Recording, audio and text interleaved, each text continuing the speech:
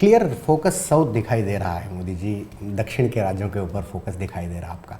मगर कर्नाटक में विधानसभा चुनाव घटे और आपने बहुत जमकर प्रचार किया, नतीजे उतने आप जैसे चाहते थे उतना ऐसे नहीं आए। तेलंगाना का ऐसे हुआ। अब 131 जो कॉन्स्टिट्यूंसीज आते हैं उनमें से 50 से ज़्यादा जीतने की उम्मीद रख रहे हैं। पॉसिबल लग रहा है? हमारे देश में एक नैरेटिव बना दिया गया बहुत समय से कि भाजपा यानी अपर कास्ट की पार्टी।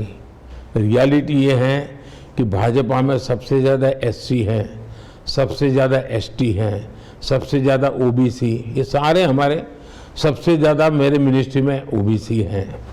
फिर बना दिया कि भारत अर्बन पार्टी है। आज मेरी पार्टी का पूरा कैरेक्टर ऐसा है कि जिसमें ग्रामीण लोग सबसे ज़्यादा है। फिर भाजपा का एक कैरेक्टर बना दिया कि ये तो बहुत ही पुरानपंथी पार्टी है, नया सोच ही नहीं सकती है। आज डिजिटल मूवमेंट का नेतृत्व पूरा अगर दुनिया पे कोई करता है तो BJP rule Bharatiya Janata party की सरकार कर रही है। तो ये जो भ्रम फैलाए हुए हैं वो गलत है। दूसरा, आप तेलंगाना देखिए, तेलंगाना में हमारा जो वोट शेयर था, आज हमारा वोट शेयर डबल हो चुका है। 2019 में पार्लियामेंट के जो इलेक्शन हुए, ये लोगों को जानकारी दीजिए आप।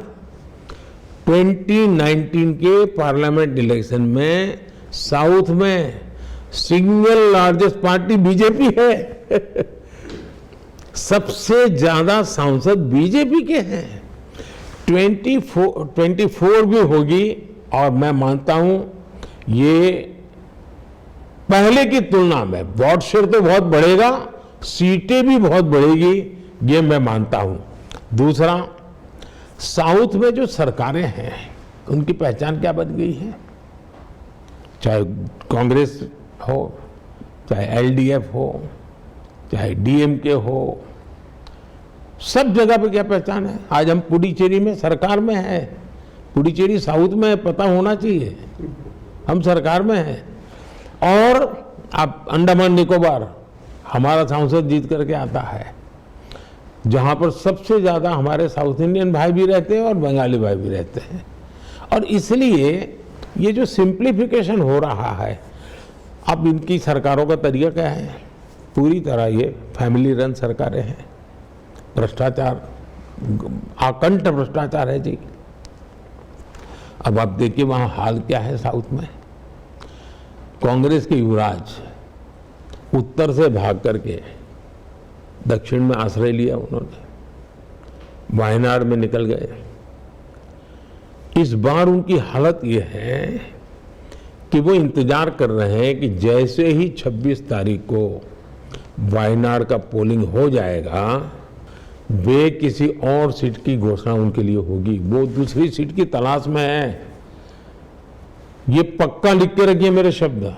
और मैंने एक बार घोषणा की थी पार्लियामेंट में कि उनके बड़े बड़े नेता अब लोकसभा लड़ने वाले नहीं है, वो राज्यसभा में जाएंगे। और मेरे कहने के 1 महीने के बाद उनके सबसे बड़े नेता को राज्यसभा से आना पड़ा, लोकसभा छोड़ देनी पड़ी। तो ये पराजय पहले से स्वीकार कर लिया है जी। और इसलिए मैं इस बार पूरी तरह आश्वस्त हूं कि, और मैं जब ये राम मंदिर को लेकर के मेरा अनुष्ठान चल रहा था, और जब मैं साउथ में अनुष्ठान के समय गया तो मैं देखा कि वहाँ पर जो लोगों का प्यार मैं देख रहा था, लोगों का विश्वास देख रहा था, वो मैं मानता हूँ कि अनप्रेसिडेंटेड था। और मैं पक्का मानता हूँ कि जो मिथ है वो टूटेगा। बहुत जल्द भारतीय जनता पार्टी को सेवा करने का अवसर भी मिलेगा। और इस चुनाव में ज़्यादा से ज़्यादा हमारे प्रतिनिधि संसद में मेरे साथ काम करने के लिए आएंगे। वोट शेयर तो बहुत ही ज़्यादा बढ़ेगा।